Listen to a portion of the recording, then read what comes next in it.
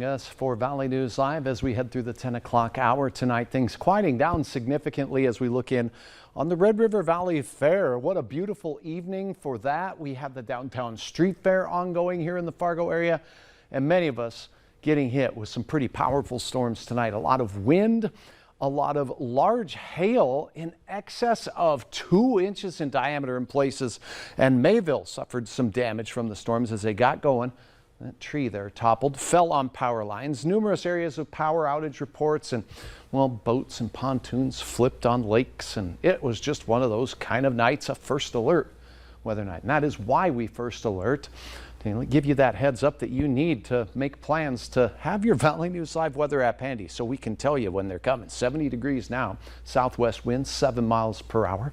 We're holding on into those low and even mid 70s. Look at Bismarck out there. 63 Roseau, 64 in Bemidji, and oh yeah, Wadena, you're not 34 and scraping frost.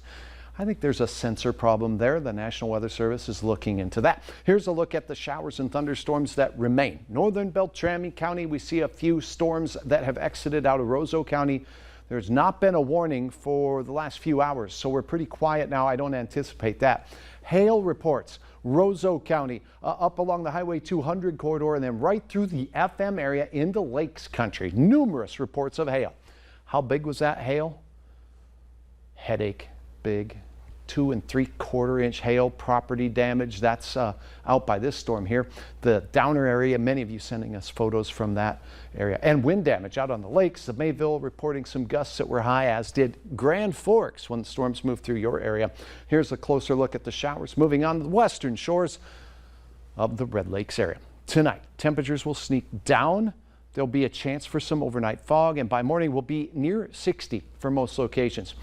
A few spits of rain in the morning way out to the west. Now, going through the mid-morning hours after you're on your way to work, things will be quiet, but we could get a dash of showers. So on the midday time frame, if you're heading down to the downtown street fair, have the umbrella handy.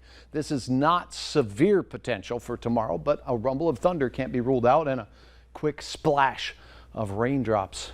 Same thing goes for the Red River Valley Fair. Then in the afternoon, temperatures back near 80 for many of us here in the Southern Valley. We'll see some pop-up renegade thunderstorms, not anticipated to be severe here and there, but most of us will stay fairly quiet. So enjoy your time out. Have your Valley News Live weather app handy, and hopefully nothing like this happens tomorrow. That's a quarter. That's an inch in diameter, this bigger than an inch. We love it when you take and put a measuring device next to these so we can get some sort of perspective as to the size of hail. Thanks to all of you. Now let's look at your Proseed farming forecast. Tomorrow, hot and very smoky, as we talked about earlier. That smoke will shift southward, though, as we head into the weekend with north winds, cooling temperatures into the mid 70s. Perfect fair weather.